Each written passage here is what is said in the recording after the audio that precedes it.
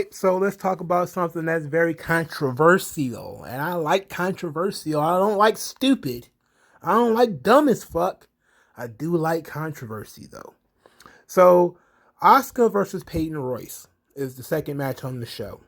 Peyton Royce, of course, wanted this match due to her Raw Talk segment where she said that her talent haunts her and she's been dreaming about doing this and WWE needs to stop wasting her time and give her Asuka. So they did. They let her wrestle Asuka. They gave this match time too. So it wasn't like some 3-minute sprint where, she didn't get to do anything. She got to go in there and actually work with Asuka. And guess what? She did okay. She wasn't absolutely garbage. She did okay. She was pretty fluid. I like her movement.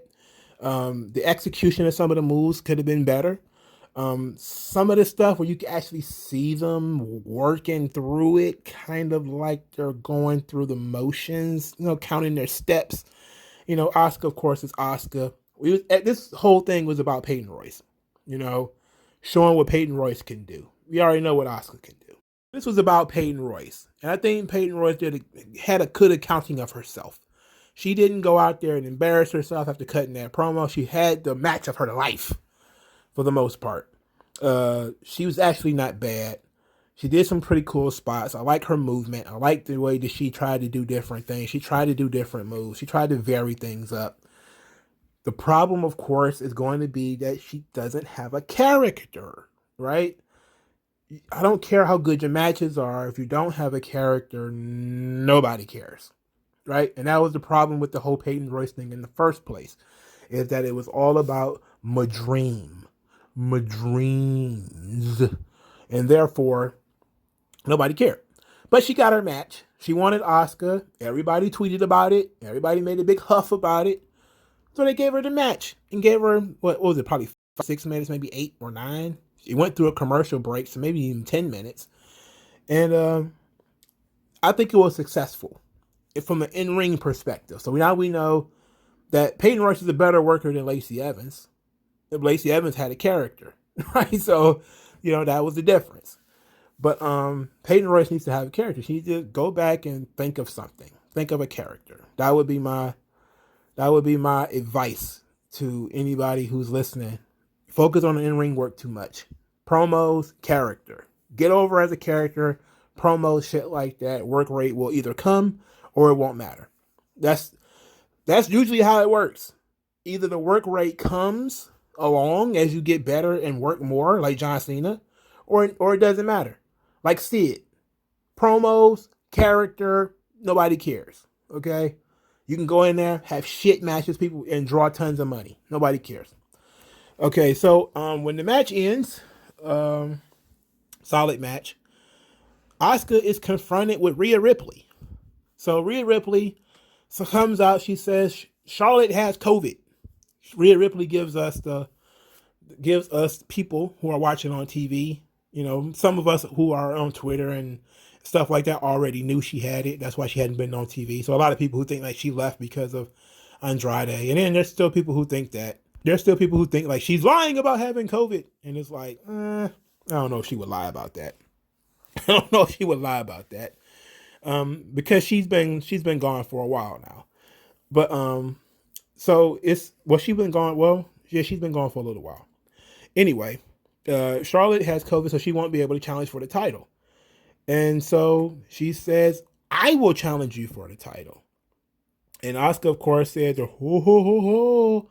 And she did. She was being a little bit too goofy. And, Asuka's character is very arrogant.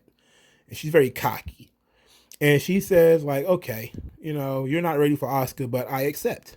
And the match was made official literally after a commercial break. So Rhea Ripley gets a title shot in her first official match on WWE Raw. And I didn't even need to look on Twitter to know people were going to complain. And you know what? There's 2 ways of thinking about this. I tweeted this out. There's 2 ways of thinking about this. One way of thinking about it is that Rhea Ripley is a star and is getting star treatment. The second way to think about it is that Rhea Ripley is getting privilege. To be more specific, white privilege. and that she's getting an opportunity that nobody else would have gotten. Because, I've even seen some people say Bianca Belair had to win the Royal Rumble to get a title shot. All Rhea Ripley had to do was show up. It's like, well, Rhea Ripley was on WrestleMania last year. Um, she was booked for WrestleMania last year, and Bianca Belair wasn't. This whole thing, they've been pushing Rhea Ripley for 2 or 3 years now. Okay, they've been really. This is not some new booty that just popped up out of nowhere. Okay, Rhea Ripley is somebody they've been pushing consistently on NXT, pushing her consistently even on Raw, and they haven't. They actually like her. Shayna Baszler. Everybody else who comes out of NXT, but Bianca Belair got to win the Royal Rumble her first year. Not too many people have done that other than Asuka. So she got her own little. Everybody gets something different. Stars get star treatment. Bianca Belair is a star. She gets star treatment. She gets to win the Royal Rumble in 1 year. Not even being on the roster in a full year, she gets to win the Royal Rumble. Some people would say that's privilege, but that's neither here nor there. Ultimately, when you got Rhea Ripley in this position, you have to think about how we got here. Before we start talking about whether she should be in this position or not, or whether it's privilege or not, you have to understand there were literally 2 or 3 other options before we got here, right? The first option was Asuka wasn't even supposed to be here. She was supposed to lose the title to Lacey Evans. But Lacey Evans got pregnant. So Lacey Evans is gone. And then it was going to be Asuka and Charlotte 2, right? Or 3 or 4, whatever the fuck, how many fuck matches they had. It would have been 2 as far as the WrestleMania series. And then Charlotte got COVID. So now she's gone. Now, who else did you have? Right? After you gotten rid of Charlotte and you lost Lacey Evans, who do you have? You have Mandy Rose, Dana Brooke, Naomi, Lana, Peyton, Royce, and Nikki Cross. Right? Nikki Cross wasn't even on TV. You can't count her. Naomi and Lana are doing tag teams, and so are Mandy Rose and Dana Brooke, okay, and Nia Jax and Shayna Baszler. They all doing tag team stuff. You really didn't have any other options. Okay, you really didn't have any other options, unless you didn't want the title defended at all at WrestleMania. Now, I understand you could have done something to force her to earn it, right? And I would have said that too. Maybe she could have had to, win a battle royal or do a short tournament, a 2-week tournament. 4 women, 2 weeks. Boom, boom, and then the next week is the finals, and then you could have had the winner face Asuka. Could have done that. But WrestleMania, I mean, they haven't been doing a lot of this stuff. Okay, they just haven't been doing this stuff. As far as they haven't been doing a good job writing stories or doing tournaments or anything like that. Anything that would make logical sense. They just haven't been doing it. All right, for whatever reason, because they're stupid, they're inept, they're just lazy. Who knows? They're trying to now. I know a lot of people are saying like they're just hastily booking the card. It's like no, this stuff is. But this match is hastily booked because, the original idea is ripped to shreds. None of the people who are going to be involved are going to be able to be involved. So, would it have made more sense to do Asuka versus Shayna Baszler? Absolutely, it would have made more sense. I would think, and some people have said, well, Naomi pinned Asuka. And I'm like, well, Naomi has been pinned since. And she's in a tag team, I guess we could have had Naomi and Asuka on TV just to shut those people up, because they're never going to let that shit go. But I'm guessing they're going to do a tag team thing, maybe a triple threat match, or maybe Lana and Naomi will wrestle for the tag team titles and hopefully win them, just so those people can shut the fuck up about Naomi. But ultimately, you really didn't have any options other than Rhea Ripley. The only other logical option would have been Shayna Baszler because she actually kicked Asuka's teeth out. So, yeah, that would have been your story. If you were going for story, that would have been your story.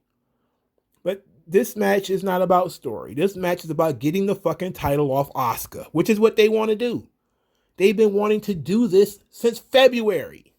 So yeah, it's just gonna be what it is. Okay, it's just gonna be what it is, and it's so unfortunate. But they've been looking to get this belt off Asuka since February, right? They've been like, okay, we're gonna take the title off Asuka at Elimination Chamber. Whoops, girl got pregnant. So that means Asuka has to hold the title a little bit longer. Okay.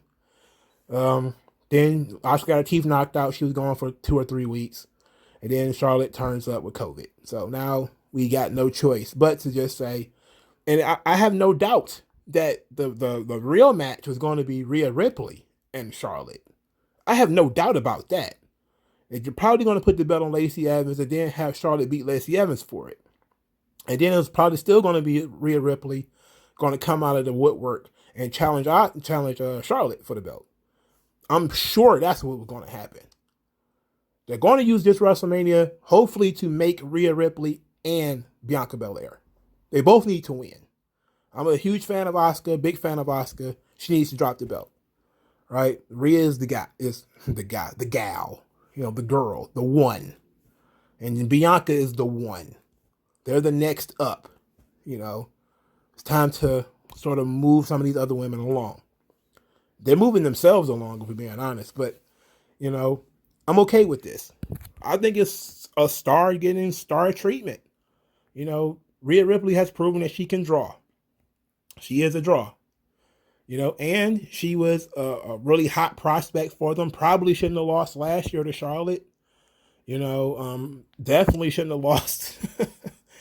But it is what it is. And I think it built, made her better. And when she to lose on the big match like WrestleMania, it made her better. It was a great match, And she said, "Oh, it hurt my confidence." Like, sure it did. It probably sucked. But at the same time, now you know how it feels. You had to take that big loss at some point. Might as well take it at 24 instead of, waiting until you're 36. And then you take the big loss and you can't bounce back from it. Take it now. So this is fine. I'm okay with this. It's a star getting star treatment. I don't give a fuck if it's white privilege. It's not anyway. It is just, this is the biggest star you have left. Unless you was going to have Asuka in some type of round robin dumb shit where she's fighting 8 women that none of them deserve to be there, then you got to go with the star. Rhea Ripley is the only one star left. So that's what you go with. Right decision. Match is going to bang. It's not going to be a story. People are just going to watch it because it's a match on WrestleMania. If it was any other show, people would have to probably be just as hype. But this is going to be a big match for Rhea. It's going to be huge. She cannot afford to have a bad match. Neither can Asuka. Asuka's not going to have a bad match. So, this ought to be great. This ought to be fun. People can be sour about it, but I am a big fan, a big supporter of stars get star treatment. And Rhea Ripley is a star. Get over it. All right. Like this video, share this video, subscribe to the channel. And if you want to send an email, send it to mrslade84@gmail.com. If you want to follow me on Twitter, MongoSlade8 on Twitter. If you want to send cash via the Cash App, which will be in the comment section below. Thank you guys for your time, and I'll talk to you guys later. Yeah, shine light. I know what that's like.